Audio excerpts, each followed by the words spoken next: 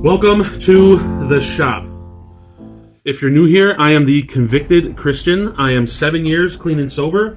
I did 10 years, almost 10 years in prison, but now I am free and off parole, all thanks to God's love for me.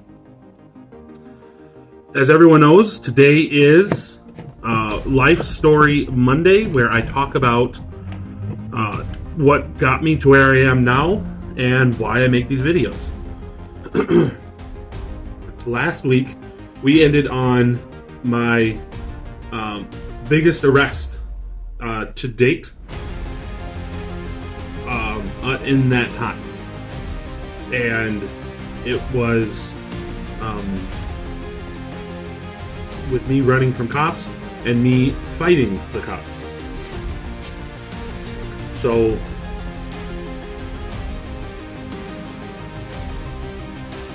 I'm just gonna pick up right there, and I'm assuming that's what all you guys thought I would do as well. So what I ended up being convicted of was battery to a peace officer,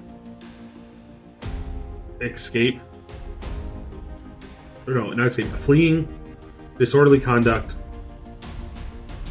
2 disorderly conducts, and theft of a movable object within a certain value amount. I can't remember exactly the value amount.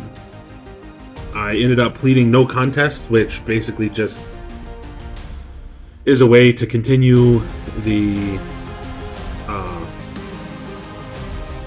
court goings and until all the evidence and everything is in the discovery, and obviously found guilty because I definitely did it. I didn't fight it, and was sentenced to. I ended up only doing a year and a half. I had what was called a bifurcated sentence. What that means is I did a year and a half out. I was supposed to do two or 3 years out. But even though technically I was out of prison, I was still part of the DOC system. So what that means is Department of Community Corrections and Department of Corrections. So it's kind of like I was released, but I was still under rules of prison, just out in the real world.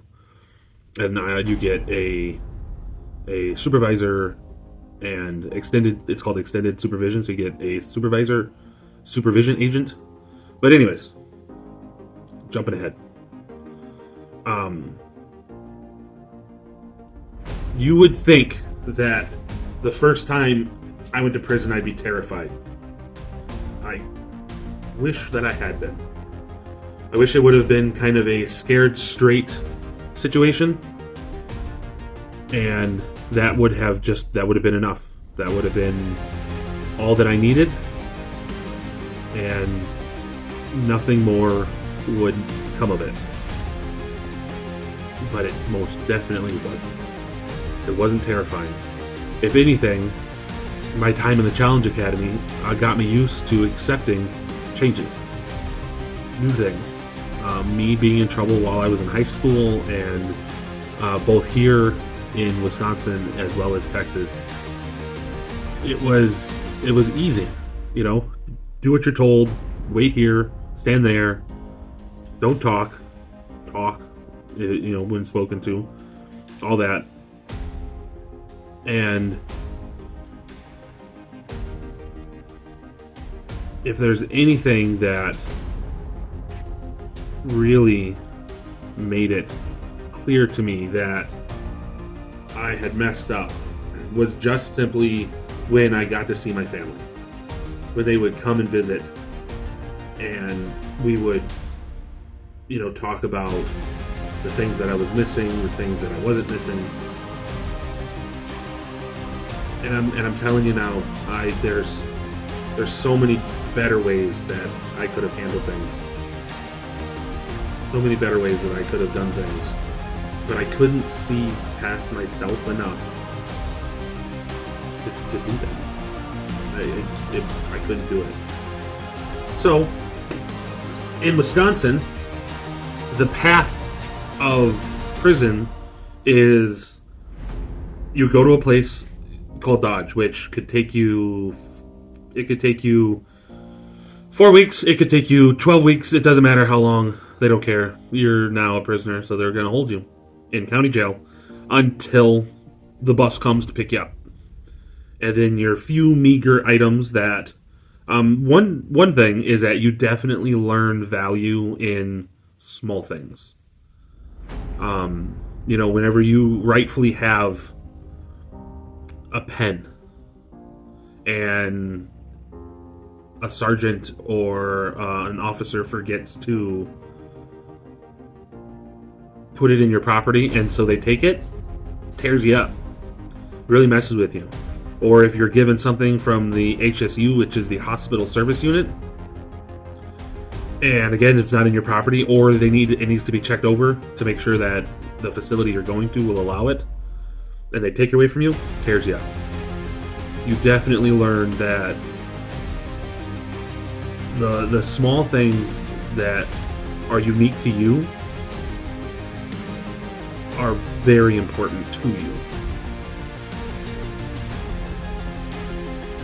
And you definitely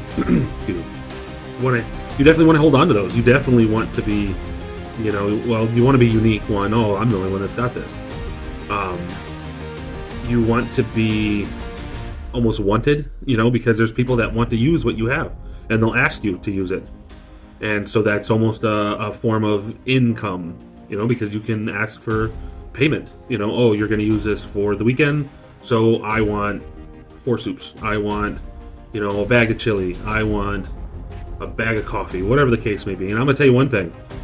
Prison will definitely teach you the barter system. You will learn the barter system more than you can imagine.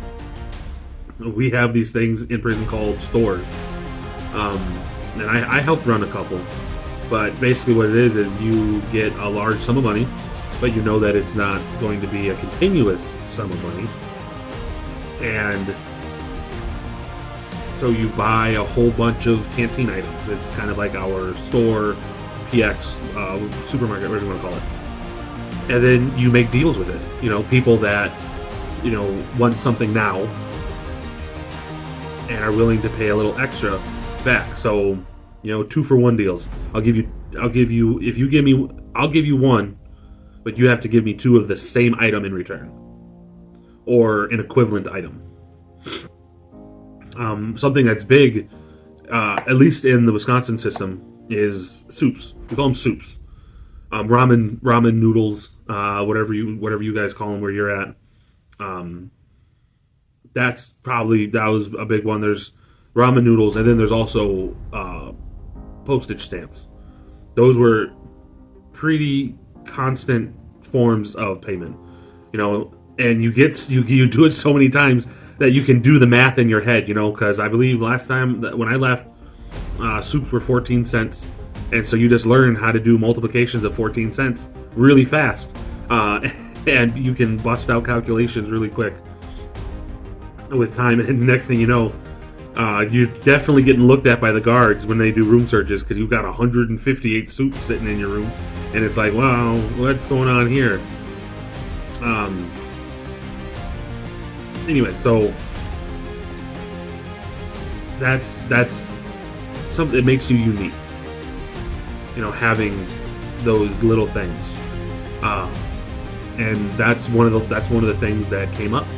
Was I went to Dodge and basically had every single thing taken away from me. And you go through something called A&E, Assessment and Evaluation. And this is where they look at your crime, how much time you have, if you've been in before. If you have been in before, how was your conduct? If you hadn't been in before, there's other metrics that they look at. Your conduct outside, like if you've been in rehab, like a state-funded rehab or anything like that. And they just try to place you in a spot that they deem is the best spot for you. Also depends on if you were told to do any programs. This time around, I was told to do... I can't remember what I was told. Was it anger? No, it's not anger management. I had to go to school considering that the only thing I had an HSED, so I was required to go to school, and then I believe any programs deemed necessary by the DCC or the DOC. You're given your number 479711, baby. I will never forget that number. You have to say it everywhere you go. It is a way of confirming who you are. It's a way of doing head counts, and it's a way of you kind of losing your identity. You know, you are a prisoner. You are not the convicted Christian. You are not Tom. You are not Bob. You are not whoever. You are a prisoner. You're an inmate. That's it. And AIE is A&E is like the worst that you could. It's terrible. Deservedly, you know, I deserve to be there. I did not have the coping mechanisms, and I did not do the right things, and so I deserve to be there. There's nothing more that I could say about that. But it is definitely terrible, especially for someone that is constantly trying to do stuff. Now, I'm lucky. You know, I have tools, and I have a shop, and I have a wife that is so incredibly supportive of all my hobbies and skills, you know, that I'm actually able to come out here and make these videos and buy leather and make stuff with my leather and make stuff with my wood. At the time, I didn't have that, so I was constantly looking to do stuff without the knowledge, ability, or space to do it in. So in A&E, you get your 3 sets of clothes. So you get 3 sets of underwear, 3 sets of socks, 3 pants, 3 shirts, 3 overshirts, because depending on where you were, depending on what you could and could not wear,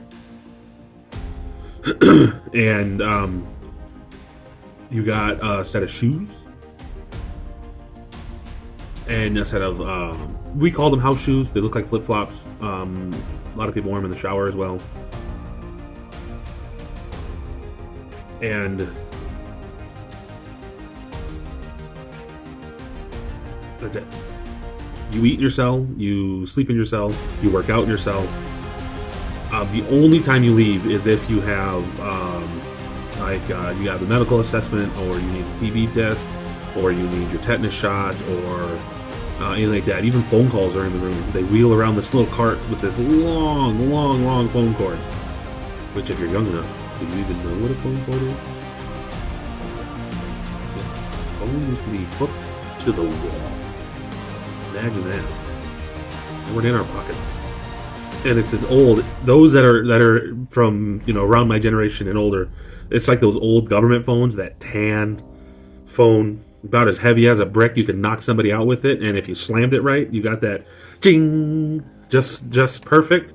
Yeah, it was one of those. And so we would use that, and we would call people.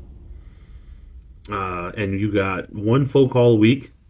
If you didn't get through, you got a 1-second chance after everyone was done. And then if you didn't get through, you just didn't get your phone call. So it was very much of a, oh man, I really need to make sure that these people on the other end of this line are ready. And that's if you can even afford to get your phone working, because it costs a ridiculous amount of money when you first get to places. If you don't have an account set up when you're calling collect, I mean, we're talking $100 a month, and that's maybe calling once a week, maybe twice a week, for 15 minutes at a time. So all in all, you're spending at best 120 minutes on the phone for $100. That's almost $1 a minute. Yeah, it's pretty expensive, and you can have a Bible. That's where I ended up reading a lot of the Bible. The sad part is when I was reading the Bible in those situations, it didn't mean anything to me. I enjoyed the fact that I got to read something, because I love to read, but it didn't change me. It didn't feed my faith, because that's not what I was using it for. I was using it to not be bored, and that is definitely not what you should be using the Bible for. You should definitely be using it to increase your faith. or increase your knowledge, or to feel closer to God, if you're a Christian. So after you leave Dodge, or after you leave A&E, you're still going to be in Dodge for weeks, months. The longest I stayed, or at the time that I was there that time, I was there about 6 weeks. And that's about average. You know, some guys leave like 4 weeks. Some guys stay quite a while. The people that have like higher crimes, worse crimes, whatever you want to call it, they stay longer. Just because they can't be sent to like outside contracted county jail for holding, and the space within, you know, maximum security prisons is limited. So stayed about 6 weeks. But the thing about Dodge that is good for the prisoner mentally, but I don't think is good for the prisoner upon their release, was that you got some of your freedoms back. Prison is both harder and easier than county jail in a few different ways. Even in Dodge, even when you don't have anything, even when you can't really do anything, and because you're in the same situation as people that have never been to prison, people that are returning to prison, or people that have to go back through Dodge for one reason or another, you're kind of all put on like the new guy status, even if you've been there 3, 4, 5 times already. They used to have a thing called fast tracking, and they don't do that anymore. But now you get an actual library. I mean, it's not a great library, but it's better than the county library. There's a little bit more food, you know, which is always nice to have a little bit more food. You can go outside. You're still locked in your cell roughly 23 hours a day, regularly, unless you have programs or church or assessment of something else. Because even though A&E is called assessment and evaluation, they are assessing you the entire time you're there. And you get to see, for me, I got to see the moon. And I know I've talked about it before, but that tore me up. That was one of the hardest things, because I hadn't seen the moon in 4 or 5 months at this point, and it's been the longest that I hadn't been able to see the sky for my life ever up until this point. So that kind of sobered me up a little bit, made me realize that this is for real. This is not. They're not playing around.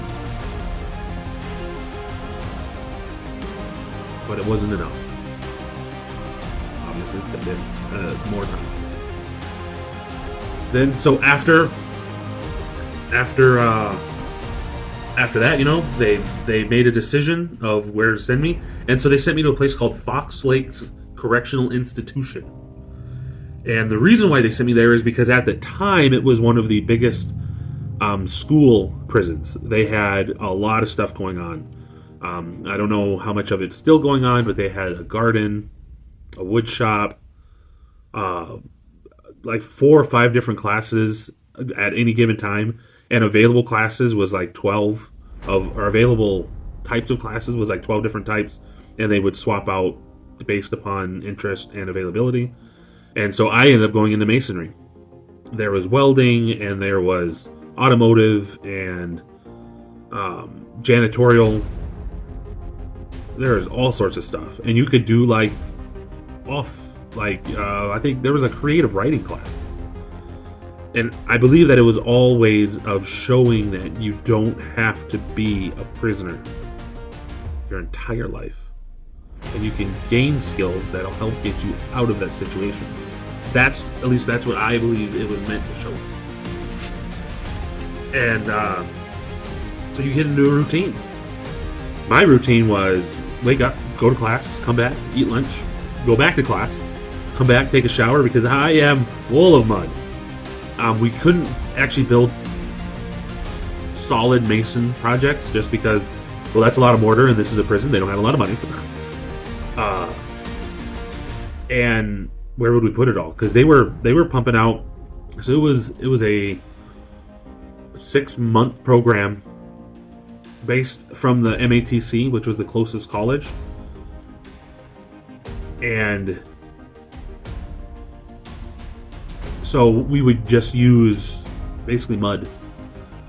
We would get it to the consistency that you wanted it to be at, and I can't remember exactly what it was made out of. Man. But it was actually something that you would use in mortar, regular mortar, but you could break it apart, get it wet, and reuse it over and over and over again. And I'm sure that there was some type of decline in use the more you used it, but you know, you could get how many uses out of it. And we built some cool stuff, man. We built, you know, walls and corners, and my final project was a 7-foot tall pizza oven, which had it been mortar, probably would have worked, hopefully would have worked. And so you get all full of all sorts of mud, and we used to have so much fun in that class. You know, we would you know, start kind of lobbing pieces of mud at each other, and we would, you know, come over and just tweak someone's brick a little bit, just enough for them to notice it, but not enough to ruin the project. And so they'd have to come over and readjust that one brick or that one block or stone or whatever project they were working on. And I remember one time where someone messed up my oven so bad. I did an arch for the front, like you see in, you know, some old school pizza ovens, and they ended up giving me the wrong cornerstone. So when I went to go pull it and pull the form out, the whole thing just went right in on itself, and oh, we were cracking up. It's amazing the people that you meet in situations like this. And even though, yes, they're criminals, yes, they definitely did something wrong and definitely should be punished for whatever they did wrong. But you learn that these are their people. You learn that they're just like us, or you, if you have been to prison, who have been to prison. They have dreams and wants and wishes, just like we do, just like you do. And they're not terrible people. A lot of them just made bad choices. Now, there are some terrible ones. There are some that are no remorse, no caring, absolute monsters. There are. It's sad to say. There are people like that. A lot of them aren't. I would say the majority of them aren't. They made a bad choice, or they grew up in a way that they weren't given coping skills and stuff like this. And yes, they could have found it on their own. You know, but it's kind of difficult to have that thought when all you're told your entire life is that this is the right way, any way out of this is wrong. Other than this is not right. And so I can see where they're coming from. I can see how they got to be where they are. And so yeah, so we had good times. You know, we played. I learned a game called cribbage. I had never played it before. I'll tell you one thing: we played the heck out of some cribbage, and euchre. We played a lot of euchre, sheep's head. Like, you get a routine down.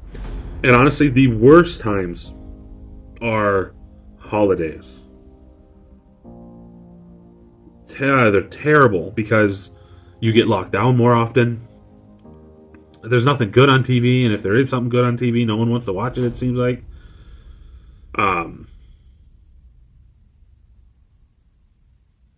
It is just, those are terrible times. And for now, that's where I'm going to leave it off on this video. I know this was a little bit more of a somber video. This is the first time that I've really thought about my prison time since the last time I was in. I've never really retrospectively looked and thought about my time in prison and how it all everything could have been halted had I learned anything upon that first prison stay. And so I apologize that this is a more somber time. And I really hope to make it better next time.